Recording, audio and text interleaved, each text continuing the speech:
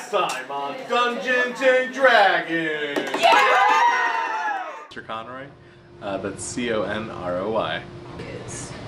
So D&D is a collaborative storytelling tabletop role-playing game.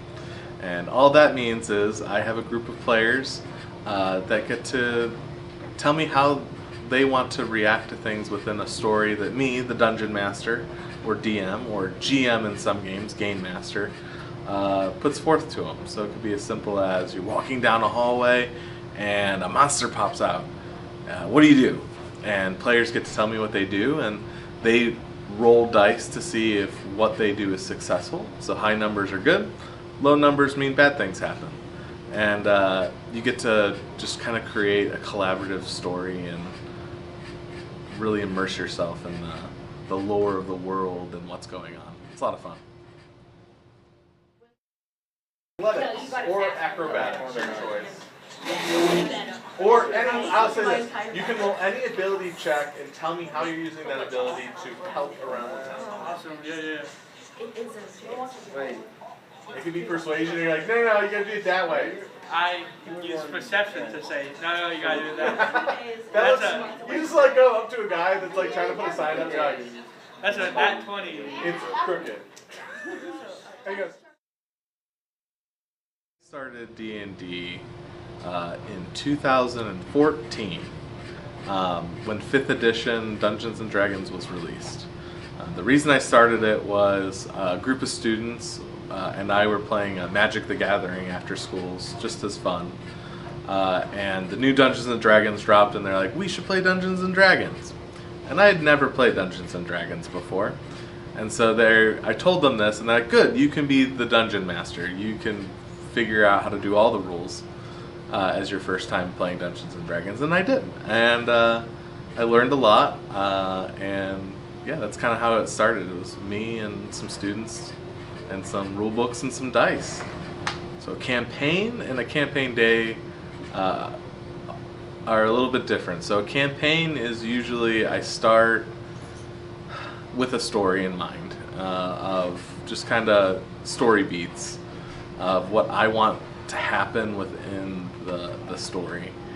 And how do I prepare for the actual session is I kind of think back to where the players were at and what the next story beat kind of is. So for example, right now, the players just wrapped up thwarting a green dragon and their plans, and the next story beat is they have to go on this next leg of an adventure. So I just kind of sit down and go, okay, what's this next leg of the adventure? And I kind of throw it to my players and I just kind of see what they do with it and I kind of make it up on the fly. So it kind of starts off as almost like a brainstorm in English class. And then my players fill in all the details. Yeah, there's one that the students really are attached to that goes by the name Cup. He is a very masculine half elf, half orc. And he just pops into all my games. He's usually I throw him in as some NPC that has to give them information, and the students seem to have become attached to this NPC. That and Grog comes up a lot, and he's just a simple Cyclops that just wants his girlfriend. He pops up a lot, and those are always fun.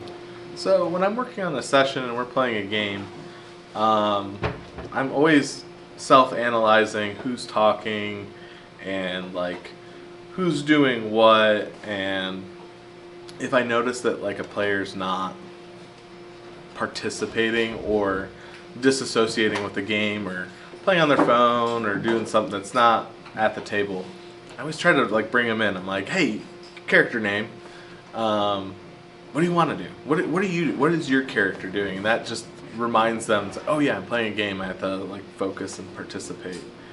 So I always try to make sure that each player, every session, which can last anywhere from an hour to 2 hours, everyone at the table got a chance to talk or contribute to the story. So I always just kind of touch base with everyone. So that's how I try. and you guys find yourselves with a restless sleep, taking that full rest, and waking up in the end, what would you like to do today? I want to go out and find Lily and make sure she's okay. D&D is such a special game because it allows my students to be someone they're not, but at the same time gets them to explore regions of themselves that they're not brave enough to kind of, in a normal social situation, come out and talk. So a lot of my students are considered intrinsic, so they're really quiet, kind of that quiet, nerdy kid. But D&D allows them to be the bold hero of the story, or make decisions that have real consequences.